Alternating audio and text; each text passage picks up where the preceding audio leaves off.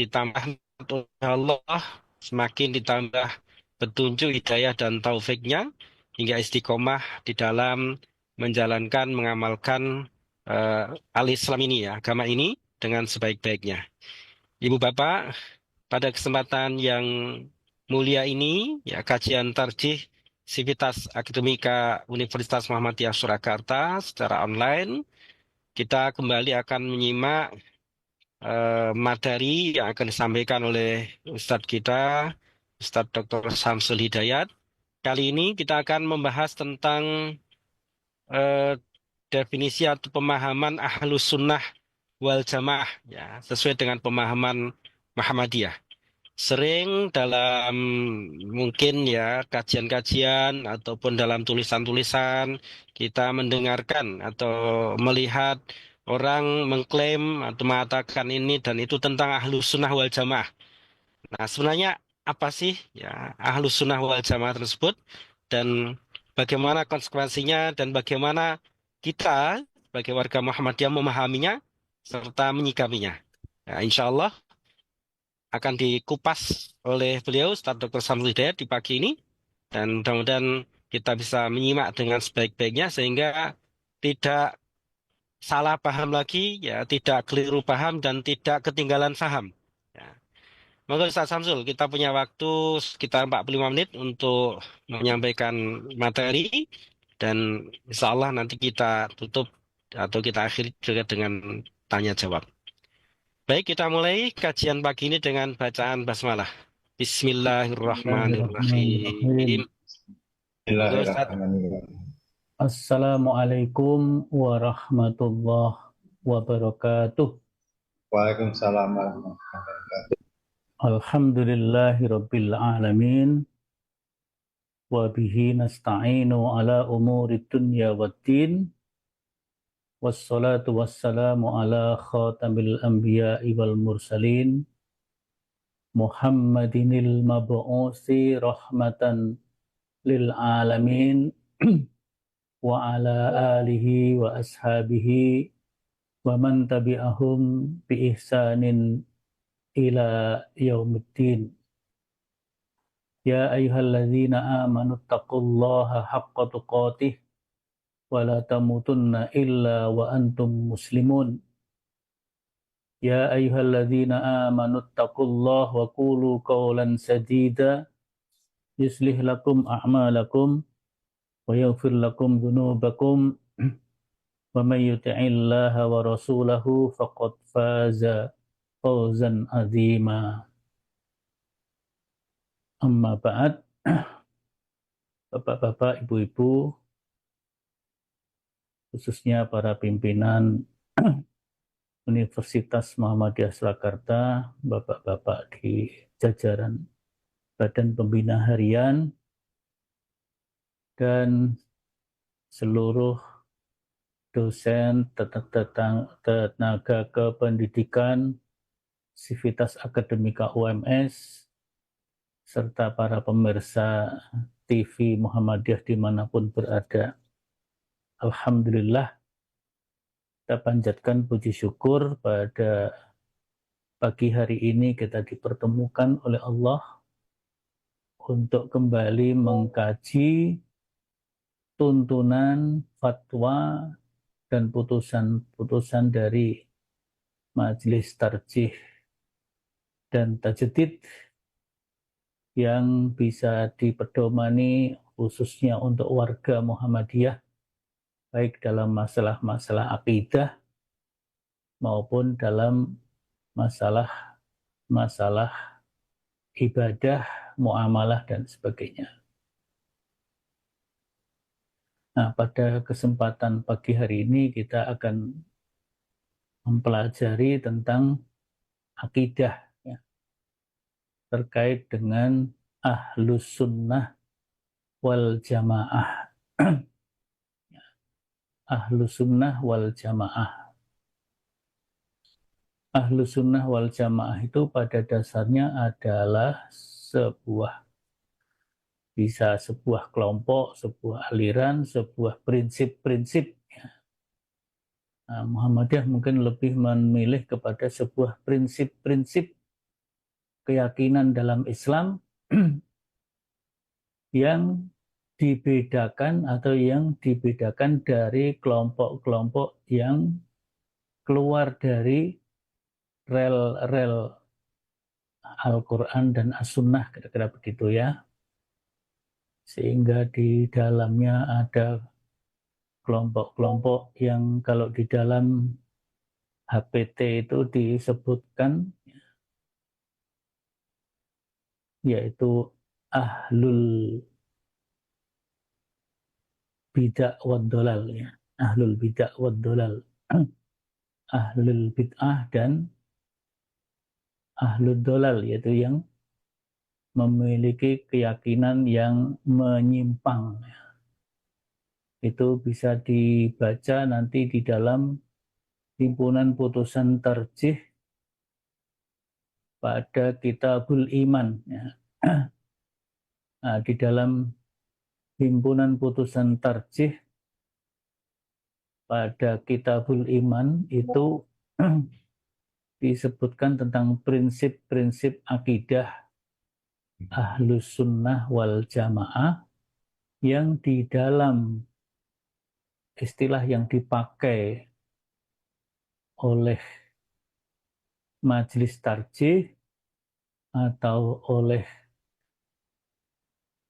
himpunan putusan tarjih yang itu merupakan putusan dari Muktamar Muhammadiyah ke 20 ke-18 tahunnya 1929 di Surakarta.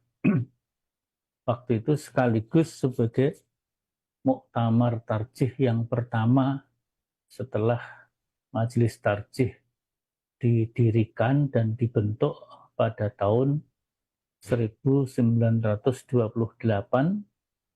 yang putusan untuk membentuk majelis tarjih itu pada tahun 1927 dalam Muktamar Muhammadiyah ke-16 ya. Atau dulu namanya masih Kongres Muhammadiyah ke-16 di Pekalongan tahunnya 1927 atas usulan Kiai Mas Mansur sebagai salah satu ulama Muhammadiyah yang sangat memperhatikan tentang tafakuh fiddin, tentang pemahaman terhadap din, terhadap agama, sekaligus beliau memperhatikan pentingnya persatuan dan kesatuan umat Islam, khususnya warga Muhammadiyah. Supaya warga Muhammadiyah itu dalam berakidah, dalam beribadah, bermuamalah duniawiyah, termasuk berakhlak al-karimah, itu memiliki yang pertama tentu kesamaan persepsi antar ulama dan warga Muhammadiyah yang satu dengan yang lainnya, sehingga tidak terjadi perbedaan-perbedaan yang tajam yang bisa mengarah kepada perpecahan. Nah, itu maka Kiai Mas Mansur mengusulkan di Muhammadiyah ini perlu dibentuk majelis ulama. Majelis ulama ya berkumpulnya para ulama yang melakukan penelitian pengkajian terhadap agama untuk dijadikan pedoman panduan bagi warga Muhammadiyah. Kembali tadi di dalam putusan tarjih itu, jadi munas atau muktamar, dulu masih namanya muktamar tarjih yang pertama itu menegaskan ya bahwa prinsip-prinsip akidah yang benar ya, disebutkan di situ usulul aqaid as-sahihah warada bihal Quran wa sunnah yang terdapat di dalam Al-Quran dan sunnah wa syahadat biha al-asarul mutawatirah dan juga diperkuat oleh asar-asar, dalil-dalil, ya. Dalil-dalil yang mutawatir. Famani taqada jami'a dzalika muqinan bihi kana min ahlil haqqi was sunnah. Di orang-orang yang berpegang kepada pokok-pokok akidah yang benar, yang bersumber kepada Al-Quran dan As-Sunnah, yang diperkuat oleh asar. Asar itu bisa pendapat dan fatwa para sahabat, pendapat dan fatwa para tabi'in, yang didukung oleh banyak orang, ya, disepakati oleh banyak orang sehingga disebut sebagai al-asar al-mutawatirah. Maka orang yang berakidah yang seperti itu, sumbernya Quran Sunnah dan asar mutawatirah, dengan penuh keyakinan yang kuat, maka dia termasuk min ahlil haqqi was sunnah. Bahasa yang dipakai ahlul haqqi was sunnah. Al-haq yakni kebenaran yang hakiki, yakni Al-Quran. Ahlul haqqi was sunnah berarti ahlul Quran was sunnah. Nah itu ya tidak jauh beda dengan ahlus sunnah wal jamaah. Ya. Nah istilah ahlul haqqi was sunnah ini dimunculkan oleh Imam Abul Hasan Al-Asy'ari dalam kitabnya Al-Ibanah an Usulid Diyanah. Menurut riwayat dan para penulis tentang riwayat hidup Abul Hasan Al-Asy'ari, ya, beliau ini melakukan perjalanan pengembaraan ilmu dan pemikiran. Pertama, beliau pernah menjadi pengikut kelompok Mu'tazilah.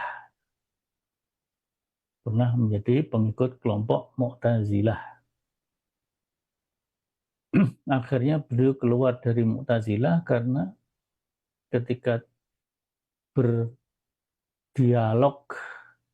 dan berdebat dengan gurunya yang namanya Al-Jubba'i, ada satu pertanyaan yang tidak bisa dijawab secara tuntas oleh Al-Jubba'i menurut Imam Abul Hasan Al-Asy'ari.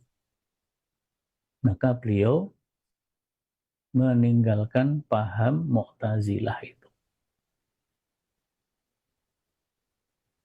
Ya tentunya ingin kembali kepada pendapat yang bersumber kepada Al-Quran dan As-Sunnah. Tapi kemudian pandangan beliau itu terlalu ekstrim ketika melawan Mu'tazilah, Mu'tazilah ekstrim rasional. Nah, kemudian beliau ekstrim tradisional, kira-kira begitu ya, ekstrim tradisional. Sehingga nanti di dalam masalah-masalah itu dulu pernah diteliti oleh Pak Profesor Dr. Harun Nasution, ya. Sehingga Abul Hasan Al-Asy'ari itu menjadi perintis paham Al-Asy'ari, ya, paham Al-Asy'ari yang masuk dalam bagian dari Ahlus Sunnah wal Jamaah itu, tetapi dalam penggunaan akal terlalu dibatasi.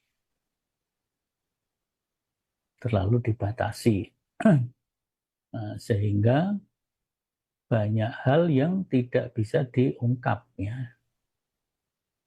Nah, maka kemudian dalam posisi berikutnya, dalam pengembaraan ilmiah berikutnya, beliau mencoba untuk mempelajari dari guru-guru beliau, terutama adalah Imam Ahmad bin Hambal.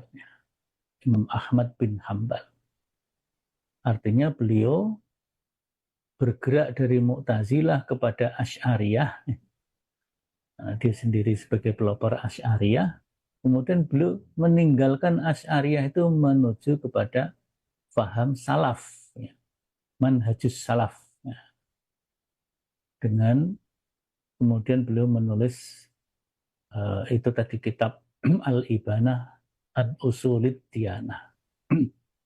Nah, di dalam kitab Al-Ibanah itu ada istilah Ahlul Haqqi was Sunnah. Jadi yang ada di dalam HPT itu istilahnya bukan Ahlus Sunnah wal Jamaah, tetapi Ahlul Haqqi was Sunnah, yang tentunya maknanya adalah Ahlul Quran was Sunnah.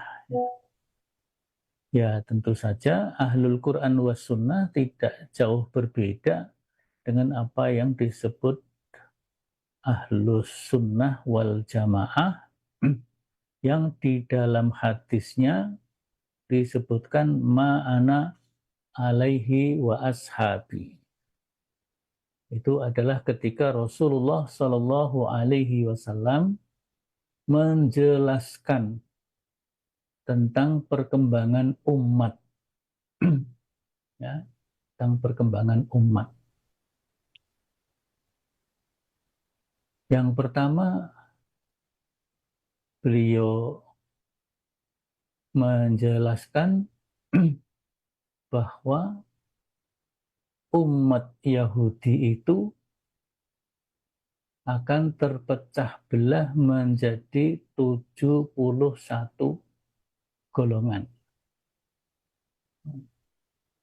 Kemudian umat Nasrani terpecah menjadi 72 golongan. Dan umat Islam akan terpecah menjadi 73 golongan. Nah, di dalam hadis itu dikatakan kulluhum finnar illa wahidah. Semuanya masuk neraka kecuali satu golongan saja. Nah, hadis ini diriwayatkan oleh Imam At-Tirmidzi, di mana Imam At-Tirmidzi menyatakan bahwa hadisnya hadisun hasanun sahihun. Ada dua hadis, ya. Hadis yang pertama dari Abu Hurairah, di mana Rasulullah mengatakan tafarraqat al-yahudu ala ihda wa sab'ina atau sintaini wa sab'ina firqatan wan nasara mislu dzalik wa tafarraqat ummati ala salasin wa sab'ina firqatan. Ini hadis yang pertama dari Abu Hurairah, bunyinya begitu, ya.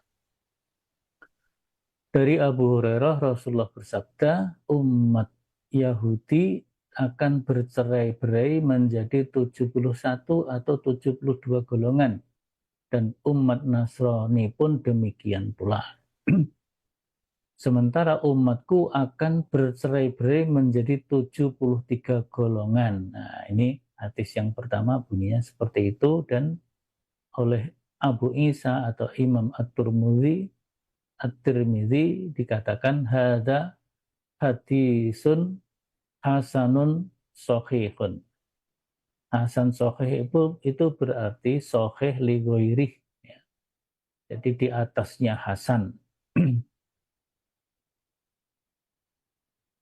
Kemudian hadis dari Abdullah bin Umar, ya. Abdullah bin Amr, ya. Bukan bin Umar, tapi bin Amr. An Abdullah bin Amrin qol Rasulullah SAW la ya'tiyanna ala ummati ma ata ala bani Israel hazwan na'li bin na'li hatta inkana minhum man ata ummahu alaniyatan lakana fi ummati man yasna'u dhalik. Wa inna bani Israel tafarraqat ala as-sintaini wa sab'ina millah. Tafarraqat ummati ala salasin wa sab'ina millah kulluhum finnar illa millatan wahidah. Qalu wa man hiya rasulullah wa man hiya ya Rasulullah qala ma ana alaihi wa ashabi rawahu at-Tirmidzi. Dari Abdullah bin Amr, Rasulullah bersabda, niscaya akan datang kepada umatku apa yang telah datang kepada Bani Israel. Teladan ceripu dengan ceripu-ceripu. Artinya umat Islam akan mengikuti langkah-langkah Bani Israel selangkah demi selangkah, sampai kalau ada orang yang menzinai ibunya dengan terang-terangan, pastilah di antara umatku ada pula yang berbuat demikian. Ini Rasulullah mengatakan begitu ya. Sebagai peringatan kepada kita juga. Kemudian dilanjutkan wa inna bani Israel, dan sesungguhnya Bani Israel itu telah bercerai-berai menjadi 72 golongan. Yang dimaksud di sini Yahudi dan Nasrani. Ada hadis lain yang merincikan Yahudi 71, Nasrani 72. Tapi kalau hadis dari Abu Hurairah tadi, Bani Israel terpecah jadi 71 atau 72, Nasrani juga demikian 1 atau 2, 72. Nah, kemudian Nabi melanjutkan, dan umatku akan bercerai menjadi 73 golongan. Nah, di dalam hadisnya Abdullah bin Amr ini dilanjutkan, dijelaskan ya. Kulluhum finnar, semua mereka masuk neraka. Illa millatan wahidah, kecuali kelompok yang satu. Nah, maka Rasulullah ditanya, wa man hiya ya Rasulullah, siapa dia ya Rasulullah? Qala, Rasulullah bersabda, ma'ana alaihi wa ashabi, yaitu apa-apa yang aku berada di atas prinsip itu, ya, yaitu prinsip bersumber Al-Quran dan Sunnah itu, wa ashabi, dan sahabat-sahabatku. Ini Nabi dan para sahabat berada di atas prinsip itu. Nah, maka kemudian kata ma'ana alaihi wa ashabi, para ahli itu menyebutkan sebagai ahlus sunnah wal jamaah. Ya. Jadi ma'ana alaihi wa ashabi kemudian dimaknai sebagai ahlus sunnah wal jamaah. Artinya orang-orang yang berpegang teguh kepada sunnah Rasulullah SAW, tentu sekaligus dengan Qur'annya, wal jamaah, dan jamaatus sahabah, atau jamaah orang-orang yang berpegang kepada Al-Quran dan As-Sunnah.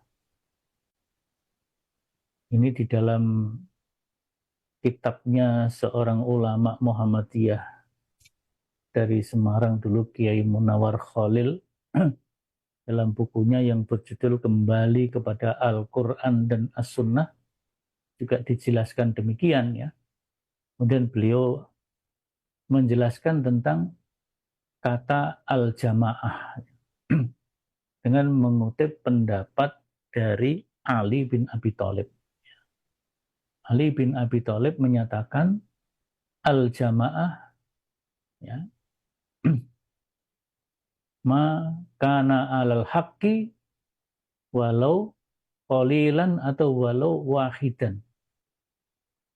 Jadi yang disebut jamaah itu orang yang bersama-sama, berjamaah bersama-sama yaitu orang yang berada dalam prinsip kebenaran. Maka na'alal haqqi walau kana wahidan, walaupun seorang diri atau qalilan atau jumlah yang sedikit, tapi dia berada dalam prinsip kebenaran, maka itu disebut sebagai al-jamaah. Sedangkan al-firqatu, lawan dari jamaah itu firqah. Jamaah itu kebersamaan, berkumpul bareng-bareng, seperti sholat jamaah itu. Sedangkan furqah itu perpecahan. Wal furqatu maka alal batili walau kana kasiran.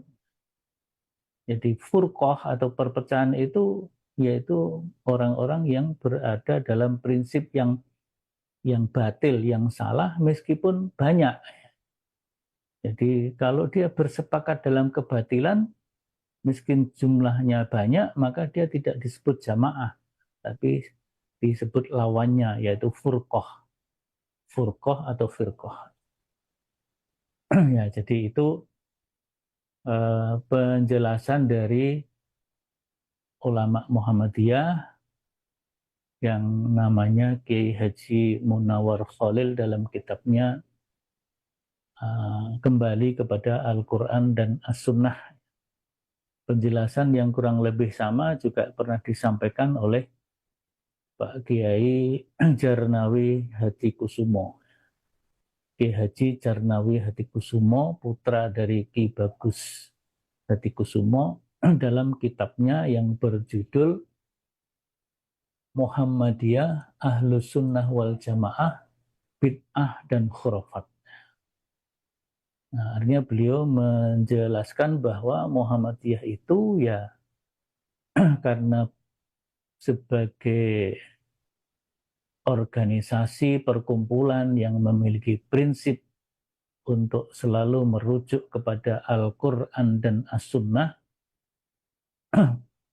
maka ya tentu Muhammadiyah termasuk dalam lingkup Ahlus Sunnah wal Jamaah yang di dalam HPT diistilahkan dengan Ahlul Haqqi was Sunnah. Tapi Kiai Jarnawi menyebut langsung dengan istilah Ahlus Sunnah wal Jamaah. Nah, istilah Ahlus Sunnah wal Jamaah terutama di Indonesia itu bisa merujuk kepada beberapa kriteria.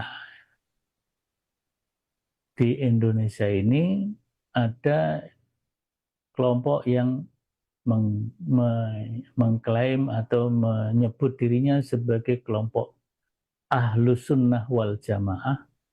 Bahkan ada yang membuat singkatan ya, Ahlus Sunnah wal Jamaah dengan aswaja. Dengan aswaja.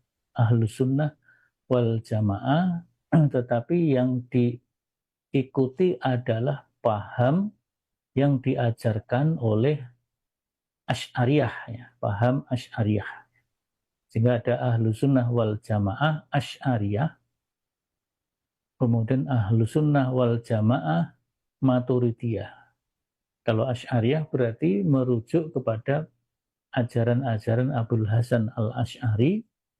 Ya tentunya ketika Abul Hasan al-Asy'ari masih mengajarkan prinsip-prinsip Ahlus Sunnah yang Asy'ariyah tadi. Contohnya tentang menetapkan sifat-sifat Allah. Ada sifat 20. Wujud qidam baqa mukhalafatul lil khawadisi. Qiyamuhu binafsihi. Kemudian wahdaniyat, kodrat, irodat, ilmu, sama, basor, kalam. Nanti ada muridan, mutakalliman, basiron, dan seterusnya. Sehingga sifat wajib bagi Allah itu 20 ya. Nanti ada sifat mustahil lawannya. Kemudian ada sifat jaiz. Nah itu model Ahlus Sunnah wal Jamaah Asy'ariyah yang banyak diikuti oleh umat Islam di Asia Tenggara termasuk di Indonesia atau Nusantara. Kemudian Ahlus Sunnah wal Jamaah Maturidiyah, yaitu Imam Al-Maturidi yang banyak diikuti oleh umat Islam yang berada di daerah Pakistan, Afghanistan, Uzbekistan, Bukhara, dan lain-lainnya. Samarkand, sehingga Ahlu Sunnah wal Jamaah Maturidiyah itu bahkan menurut Profesor Harun Nasution itu terbagi menjadi dua kelompok, yaitu kelompok Ahlu Sunnah wal Jamaah Maturidiyah Bukhara, yaitu tempatnya Imam Bukhari di sana, dan Ahlu Sunnah wal Jamaah Maturidiyah Samarkand. Jadi di dekatnya Bukhara ada daerah yang namanya Samarkand, itu ya kalau sekarang masuk wilayah Uni Soviet atau Rusia. Nah itu. Jadi tadi ada Asy'ariyah, Maturidiyah, itu Ahlu Sunnah yang menjadi sebuah kelompok gerakan, ya. Gerakan kelompok. Ya kelompoknya mungkin tidak terorganisir secara ini, tapi pemahaman-pemahamannya ya, yang merujuk kepada Imam Abul Hasan al-Asy'ari ketika masih memiliki pemahaman Asy'ariyah seperti itu, ya. Sebelum kembali kepada manhajus salaf dengan mengikuti pandangan Imam Ahmad bin Hambal. Yang kedua tadi Maturidiyah. Nah, yang ketiga itu kalau istilahnya Ustadz Yunahar Ilyas,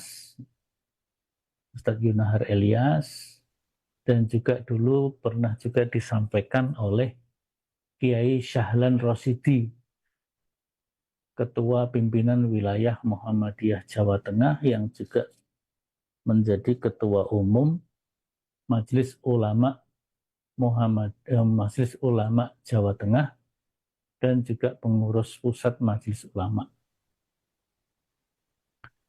Kiai Syahlan Rosyidi menyebutkan ada Ahlu Sunnah wal Jamaah yang bukan Maturidiyah dan bukan Asy'ariyah, tapi Ahlu Sunnah wal Jamaah Salafiyah.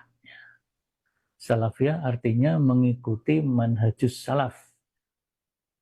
Maka waktu itu Kiai Syahlan Rosyidi di dalam pengajaran-pengajaran yang beliau berikan, termasuk di UMS, ya, beliau kan menjadi dosen Al-Islam dan Kemuhammadiyahan dan juga dosen akidah di Pondok Haji Hanura Sobron. Ya. Beliau di dalam mengajarkan akidah itu menggunakan kitabnya Syekhul Islam Ibnu Taimiyah yang berjudul Al-Aqidah Al-Wasitiyah. Nah, akidah wasitiyah ini ada yang memberi makna. Yang pertama, karena oleh Ibnu Taimiyah itu kitab itu ditulis di sebuah daerah yang namanya Wasit, ya. Nah, sebuah kota namanya Wasit, maka kemudian kitabnya disebut Aqidah Wasitiyah. Kemudian yang lainnya ada yang memaknai akidah wasitiyah itu yang dimaksud ya akidah wasatiyah. Wasatiyah itu berarti akidah yang tengahan. Yang tengahan, yang pas, tidak terlalu ekstrim ke kanan dan tidak ekstrim ke kiri. Jadi pas sesuai dengan petunjuk Quran dan Sunnah yang juga diajarkan oleh para generasi salafus soleh. Itulah maka di dalam kitab HPT, Himpunan Putusan Tarjih, di dalam Kitabul Iman itu juga disebutkan ya, bahwa akidah yang kembangkan, yang diajarkan, dituntunkan oleh Muhammadiyah kepada warga Muhammadiyah khususnya dan umat Islam pada umumnya, yaitu disebut sebagai Al-Firqatun Najiyah Minas Salaf. Dalam kitab HPT bisa dibaca nanti, amma ba'du fa innal firqatan najiyah minas salaf. Ya. Jadi apa namanya, akidah ahlu sunnah wal jamaah yang dipahami oleh Muhammadiyah tidak hanya merujuk kepada paham Asy'ariyah ataupun paham Maturidiyah, tetapi merujuk kepada manhajus salaf. Ya. Manhajus salaf seperti yang diajarkan oleh Imam Ahmad bin Hambal, kemudian disebarluaskan juga oleh Syekhul Islam Ibnu Taimiyah, yang tokoh Ibnu Taimiyah ini juga merupakan salah satu rujukan, ya. Kitab-kitabnya menjadi rujukan dari Kiai Haji Ahmad Dahlan dalam bidang akidah. Kiai Dahlan diantaranya yang dibaca oleh beliau yaitu kitab At-Tawassul wal Wasilah, ya. At-Tawassul wal Wasilah, dan juga tentu kitab-kitab yang lainnya yang dicoba beliau membaca dari pemikiran dari Ibnu Taimiyah yang memang mengajarkan kemurnian tauhid, ya. Kemurnian tauhid. Kemudian juga dari pemikiran Muhammad Rashid Ridho, ya. Muhammad Rashid Ridho. Jadi yang banyak berpengaruh dalam bidang akidah dan juga pemahaman tafsirul Quran dari Kiai Dahlan di samping Ibnu Taimiyah yaitu Muhammad Rashid Ridho. Nah, terutama ketika beliau juga banyak membaca kitab Tafsir Al-Manar atau majalah Al-Manar. Dulu mungkin waktu itu belum berupa kitab tafsir, tapi majalah Al-Manar yang di dalamnya banyak dibahas masalah-masalah akidah dan juga dibahas tentang tafsir ayat-ayat Al-Quran, yang kemudian setelah dikumpulkan tafsir-tafsir itu menjadi tafsir Al-Manar hanya sampai pada juz 13, ya. Tidak sampai juz 30. Tapi itu sudah menginspirasi gerakan, di satu sisi gerakan pemurnian ar-ruju' ilal kitab wa sunnah, dan juga gerakan pembaharuan, ya, semangat pembaharuan, terbukanya pintu istihad, sehingga Muhammadiyah menegaskan dirinya sebagai gerakan tajdid yang merujuk kepada hadis Nabi, yaitu hadis riwayat Abu Dawud, innallaha yab'atsu lihadhil ummati ala ra'si kulli mi'ati sanatin man yujaddidu laha dinaha. Rawahu Bukhari. Rawahu Abu Dawud. Imam Abu Dawud. Yang kemudian dalam syarahnya, yaitu syarah Abu Dawud yang disebut dengan Aunul Ma'bud, di sana disebutkan tajdid itu ma'inda rasa minal kitabi wa sunnah, ihya'u ma'inda rasa minal kitabi wa sunnah wal amru bi muqtadahuma. Nah, tapi kemudian nggak pernah tak suarakan, nggak mau tak suarakan. Jadi di dalam syarah Abu Dawud atau kitab Aunul Ma'bud disebutkan tajdid itu menghidupkan ajaran-ajaran yang terbengkelai dari Al-Quran dan As-Sunnah, dan juga menegakkan apa-apa yang dituntut oleh Al-Quran dan As-Sunnah. Nah, kemudian Muhammadiyah memberikan makna yang lebih komprehensif dalam munas tarjihnya yang ke-22 tahun 1989 bahwa tajdid itu memiliki dua arah. Dalam hal-hal agama yang bersifat baku, bersifat tetap, maka tajdid maknanya adalah al-i'adah, kembali dan memurnikan, pemurnian dan mengembalikan kepada ajaran otentik yang bersumber kepada Al-Quran dan As-Sunnah. Sedangkan dalam hal-hal agama yang bersifat dinamis atau al-mutaghayyirat yang bisa berkembang dan berubah, maka tajdid bermakna menghidupkan, mendinamisasi, dan melakukan modernisasi. Nah, inilah maka akidah yang dipegangi oleh Muhammadiyah, akidah ahlu sunnah wal jamaah, yang pokok-pokok akidahnya ada di dalam arkanul iman, rukun iman yang 6. Dalam Kitabul Iman HPT itu sudah sangat jelas, itu bisa kita baca di sana, mana prinsip-prinsip di dalam keimanan kepada Allah, tauhid, ya, di sana, ya ini interpretable juga, ya, terjadi interpretable kalau menurut interpretasi dari Buya Malik Ahmad, Buya Yunahar Elias, maka akidah yang dikembangkan oleh Muhammadiyah dengan akidah Ahlus Sunnah wal Jamaah ini adalah akidah salafiyah, tapi bukan salafi seperti yang kita dengarkan saat ini. Jadi salafi dan salafiyah mungkin agak berbeda, ya. Jadi kalau salafiyah itu adalah upaya untuk mengikuti manhajus salaf, terutama dalam masalah-masalah akidah, ya.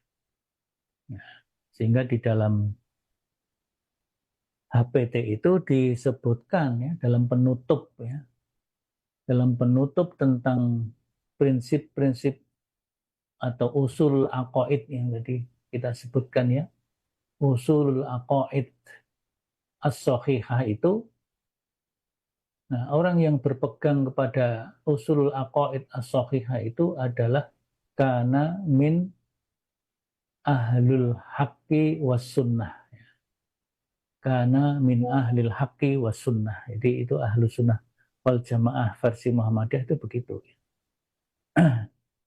Jadi berpegang kepada prinsip-prinsip yang ditunjukkan oleh Quran dan Sunnah. Misalnya dalam sifat-sifat Allah. Nah, di dalam Asy'ariyah itu kan membatasi sifat-sifat Allah ada 20 sifat. Sedangkan Mu'tazilah itu ta'tilus sifat, meniadakan sifat. Jadi Mu'tazilah mengajarkan tauhid yang murni. Menurut Mu'tazilah, Allah itu tidak memiliki sifat. Karena kalau Allah itu qadim, sifatnya qadim, menurut Mu'tazilah bisa terjebak kepada kemusyrikan karena qadimnya menjadi banyak. Ta'addudul qudama.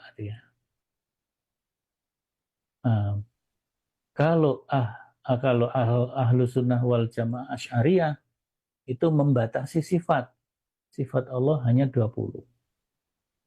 Sedangkan ahlu sunnah wal jamaah yang berhaluan kepada salafiyah tadi, ya, salafiyah yaitu menetapkan sifat-sifat Allah sebagaimana Allah menetapkan sifat pada dirinya, dan Rasulullah juga menetapkan sifat-sifat Allah dalam sunnahnya. Jadi seluruh sifat-sifat yang ada di dalam Al-Quran dan As-Sunnah tidak terhitung di situ, atau di dalam hadis, ya, ada 99 9 Asmaul Husna, kira-kira begitu. Sehingga kemudian dalam Ahlu Sunnah wal Jamaah Al-Asariyah atau Al-As-Salafiyah ini berpahaman bahwa tauhid kepada Allah itu ada tauhid yang bertumpu kepada perbuatan Allah itu sendiri, af'alul ilah, yang sering disebut dengan tauhid rububiyah. Kemudian ada tauhid yang bertumpu kepada perbuatan hamba, af'alul ibad, yang itu disebut dengan tauhidul uluhiyah. Tauhid di dalam mengabdi, mempertuhankan, menyembah kepada Allah, ya. Tauhidul uluhiyah. Nah, terkait dengan sifat-sifat dan nama-nama Allah, maka disebut juga ada tauhid yang ketiga, yaitu tauhid al-asma wa sifat. Nah, tapi saya kira kita tidak perlu mempertentangkan, ya, apakah yang sifat 20 versi Asy'ariyah atau yang tidak terbatas jumlahnya, yang merujuk kepada Quran dan Sunnah, itu adalah sebuah metodologi di dalam memahami keimanan kepada Allah. Yang terpenting adalah tidak sampai kepada akidah yang menyimpang seperti meniadakan sifat, ya. Ta'tilus sifat. Meniadakan sifat ini saya kira sudah masuk kepada kategori, kalau di dalam istilah HPT itu, ahlal bid'ati wad dolal, ya.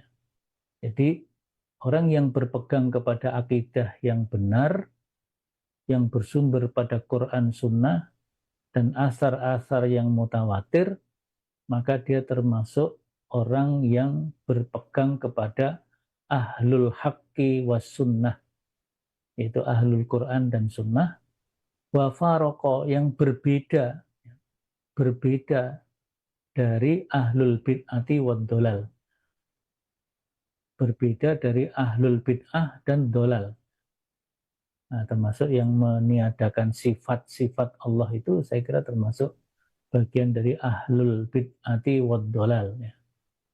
Tentu juga yang bertentangan dengan usulul aqaid, ya. Misalnya ada, dan itu sudah ada di dalam fatwa atau putusan tarjih juga, meskipun tidak menyebut kelompok tertentu, ya. Ya, misalnya tentang keimanan kepada Rasul dan Anbiya, ya. Al-imanu birrusuli wal anbiya, iman kepada Nabi dan Rasul, ya. Di sana, di dalam putusan tarjih, ada fatwa atau tuntunan atau putusan yang menyatakan bahwa orang yang mengimani adanya Nabi sesudah Nabi Muhammad Sallallahu Alaihi Wasallam, maka orang tersebut, dalam putusan tarjih itu disampaikan, yang pertama, orang itu harus didakwai terlebih dahulu, didakwai, diajak untuk kembali kepada ajaran yang benar, bahwa Muhammad adalah khatamil anbiya wal mursalin, tidak ada nabi sesudahnya, la nabiya ba'dah. Nah, tetapi kalau orang itu tetap dalam keyakinannya ada nabi sesudah Nabi Muhammad, meskipun sudah diingatkan tetap saja begitu, maka diputuskan orang yang memiliki keyakinan dan pemahaman seperti itu adalah qad kafar, dia telah masuk ke dalam kekafiran.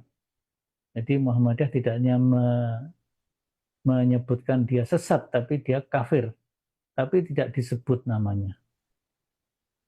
Waktu itu mungkin yang dimaksud adalah adanya kelompok, waktu itu namanya Ahmadiyah, yang mempercayai adanya Nabi sesudah Muhammad, yaitu Mirza Ghulam Ahmad.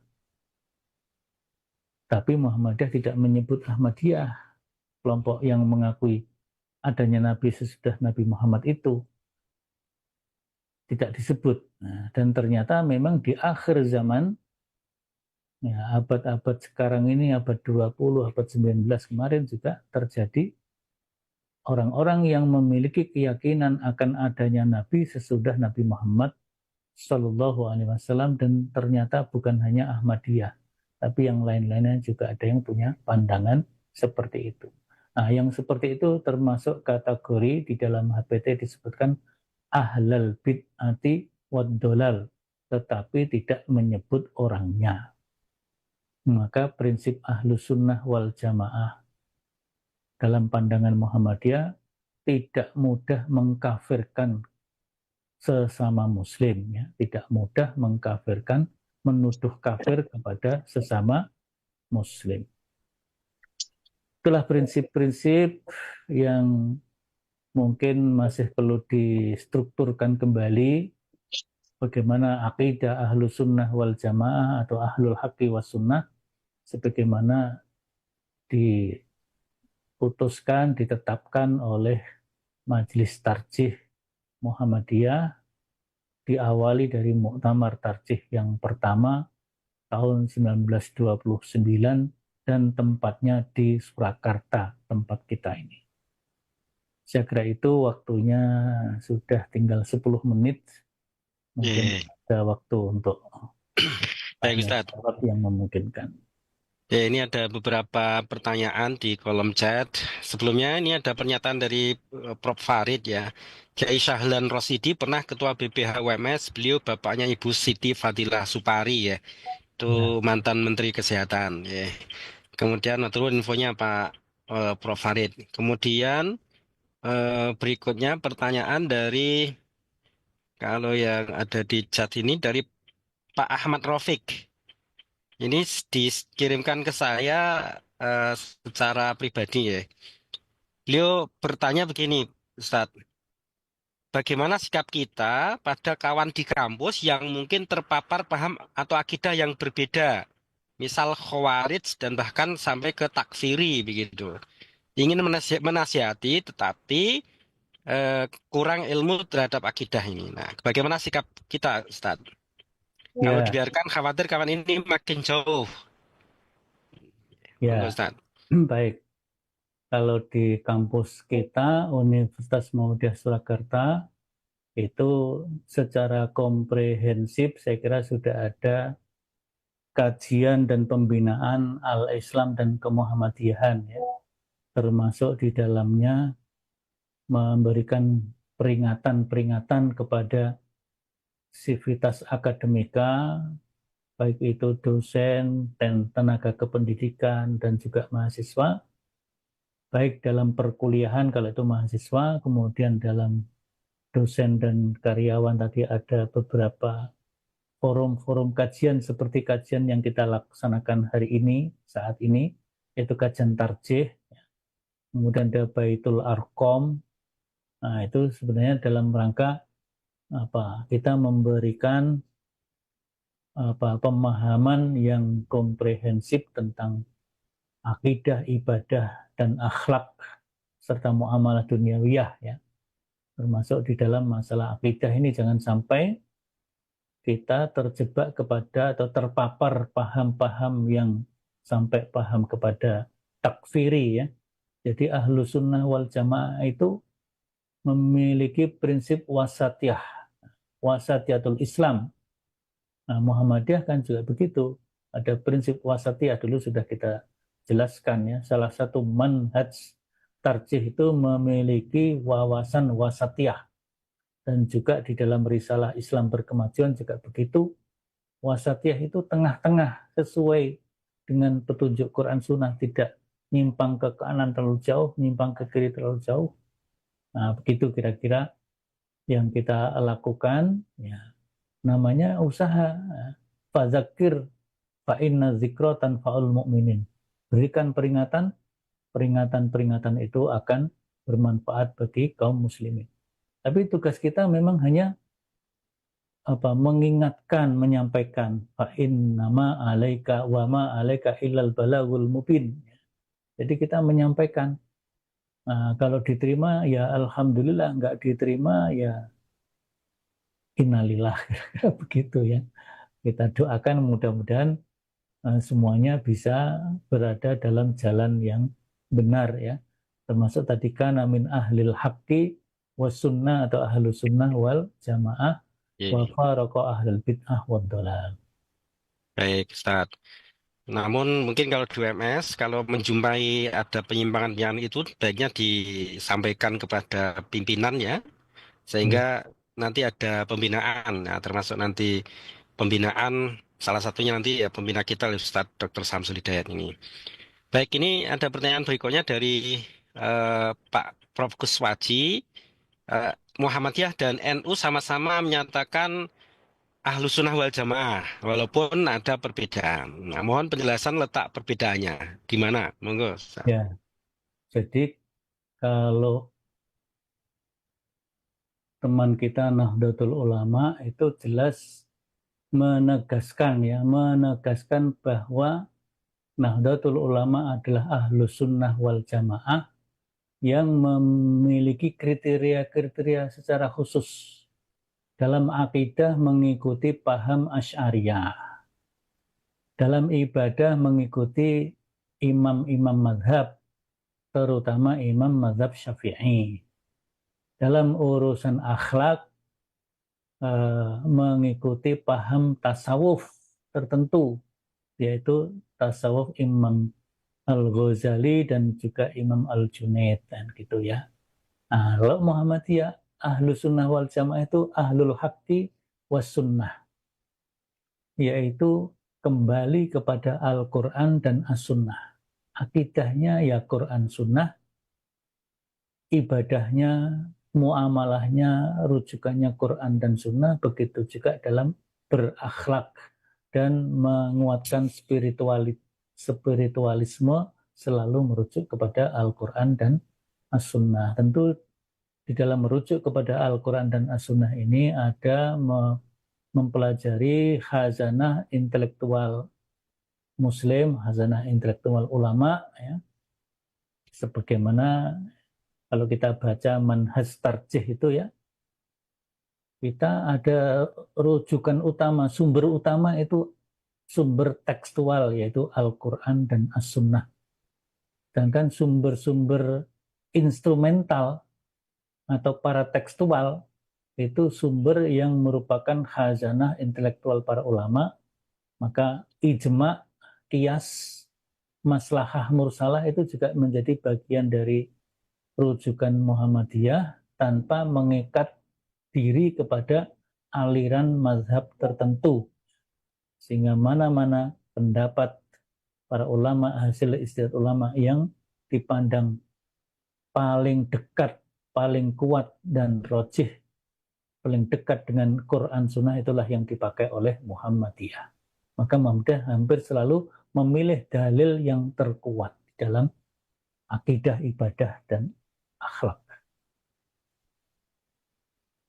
Itu yang Baik, Ustaz. Nggih. membedakan ya. Baik, sebenarnya masih ada satu pertanyaan, cuman waktunya tinggal 1 menit. Ini sebenarnya nggak Ya. cukup. Nah, soalnya pertanyaan kan, apakah ulama empat madhab dan Abu Hasan al-Asy'ari itu termasuk ulama salaf, terus perbedaan salafi dan wahabi, salafi wahabi dengan Muhammadiyah. Ini perlu mungkin kajian tersendiri, Ustaz. Oh ya. Jadi, jadi yang membedakan apa begitu ya? Karena ini jadi apa semacam perbincangan dan di kalangan warga Muhammadiyah ya. Apa yang membedakan dan seterusnya dan ini jadi panduan untuk kita bersikap begitu, Ustaz. Ya. Ini Oke. waktunya sudah habis, mungkin dilanjutkan di kesempatan lain ya. Oke, selanjutnya itu penting itu juga masalah salafi, wahabi, asy'ari dan macam-macam tadi. Iya. Baik, Bapak Ibu, peserta kajian, tadi sudah sedemikian rupa dijelaskan tentang prinsip-prinsip akidah ya Ahlus Sunnah wal Jamaah menurut pemahaman Muhammadiyah. Maka kita berusaha untuk menjadikan itu pedoman kita. Kita pelajari, kita fahami, dan kita amalkan. Adapun ketika berbeda pendapat dengan saudara-saudara kita yang lain, maka seperti yang disampaikan Ustadz Samsul tadi, tidak perlu dipertentangkan.